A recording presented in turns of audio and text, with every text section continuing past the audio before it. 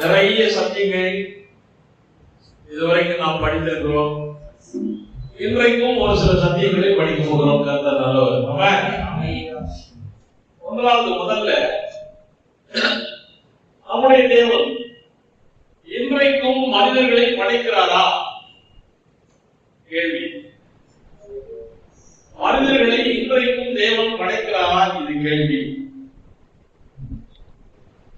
ஆதியாகமம் 2ஆம் அதிகாரம் 1-2 வசனத்தின்படி தேவனுடைய படைப்பு அன்றைக்கே ஓய்ந்து விட்டது. அதுக்கு பிறகு 7ஆம் நாள் அவர் படைப்பிலிருந்து ஓய்ந்திருந்தார். அன்று முதல் இன்று வரை நம்முடைய தேவன் மனிதர்களை படைக்கவே இல்லை. படைத்ததாக வேதத்திலும் இல்லை.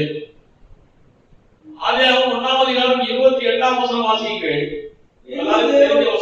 பின்பு தேவன் அவர்களை நோக்கி, நீங்கள் பழுகி பெருகி பூமியை நிரப்பி அதை கீழ்ப்படுத்தி சமுத்திரத்தின் மச்சங்களையும் ஆகாயத்து பறவைகளையும் பூமியின் மேல் நடமாடுகிற சகல ஜீவ ஜந்துக்களையும் ஆண்டு கொள்ளுங்கள் என்று சொல்லி தேவன் அவர்களை ஆசீர்வதித்தார். ஆக இனிமேல் நீதான் உண்டாக்கணும், நீதான் பழுகணும், நீதான் பெருகணும், நீதான் பூமியை நிரப்பணும் என்று மனிதனுக்கு தன்னுடைய அதிகாரத்தை தேவன் கொடுத்திருக்கிறார்.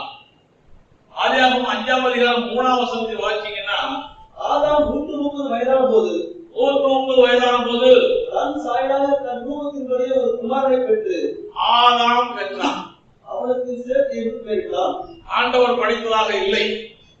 மத்தேயு 1ஆம் அதிகாரம் முழுவதும் வாசிச்சீங்கன்னா, ஆபிரகாம் பெற்றான், ஈசாக்கு பெற்றான், தாவீது பெற்றான், சாலமோன் பெற்றான், இப்படிதான் போட்டிருக்கும். பரிசியா தேவன் பெற்றார், தேவன் கொடுத்தார், அப்படியெல்லாம் இல்லை.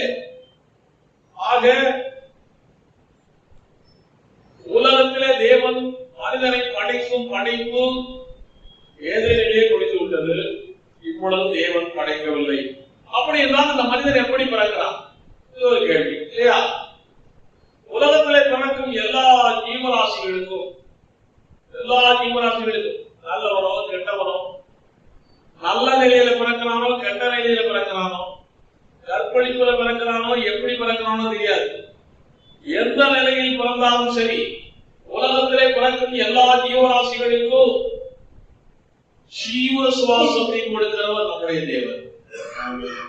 சுவாசம் வேற, ஜீவ சுவாசம் வேற. அதுக்காக ஜீவ சுவாசங்கிற வார்த்தையை நான் உங்களுக்கு சொல்கிறேன். சுவாசம் என்பது நாம் உபயோகிக்கிற காத்து, ஆக்சிஜன். இது சுவாசம். இதை தேவன் கொடுக்கிறது இல்லை, இது ஆட்டோமேட்டிக்கா காத்துல இருக்குது. ஜீவ சுவாசம் என்பது நமக்குள்ளே இருக்கக்கூடிய ஆவி, ஸ்பிரிட். நமக்குள்ளே இருக்கக்கூடிய ஸ்பிரிட்டை கொடுப்பவர், ஆவியை கொடுப்பவர் நம் தேவன்.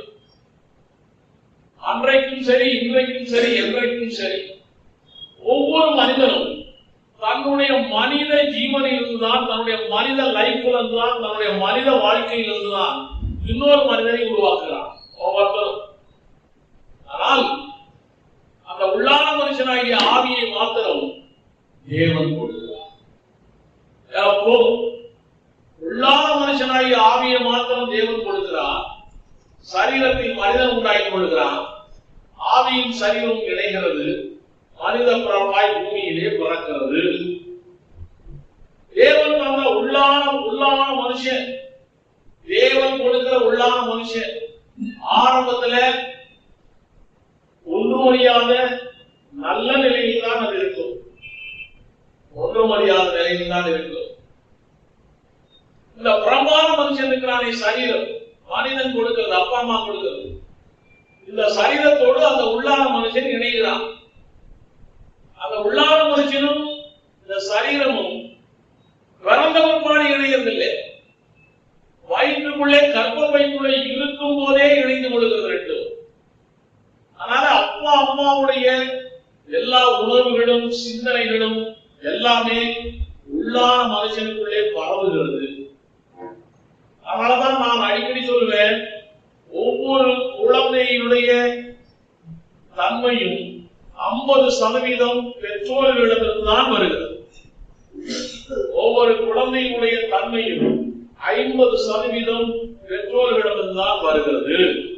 அதனாலே குழந்தை வயிற்றில் உருவாகும் போது அந்த 10 மாசம் இருக்கே, அந்த 10 மாதம் சாதாரண மாதம் அல்ல. அதுலதான் உன்னுடைய குழந்தையினுடைய உள்ளான மனுஷன் இந்த அளவுக்கு வளர்கிறான் என்பது முக்கியம்.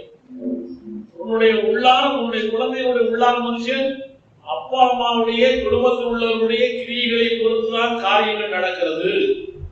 இப்படியே அந்த குழந்தை மறந்து விட்டது. உள்ளான மனுஷன் வளர்கிறான், சரீரமும் வளர்கிறது.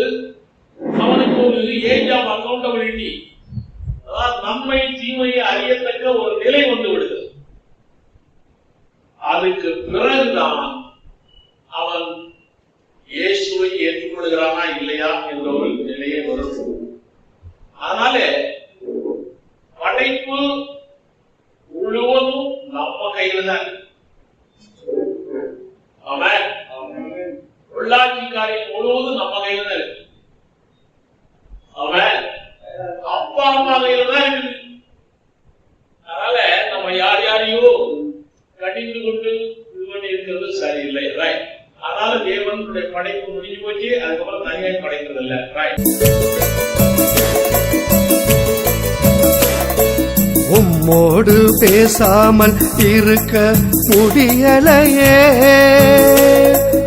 உம்மை நினைக்காமல் இருக்க முடியலையே. உம்மோடு பேசாமல் இருக்க முடியலையே, உம்மை நினைக்காமல் இருக்க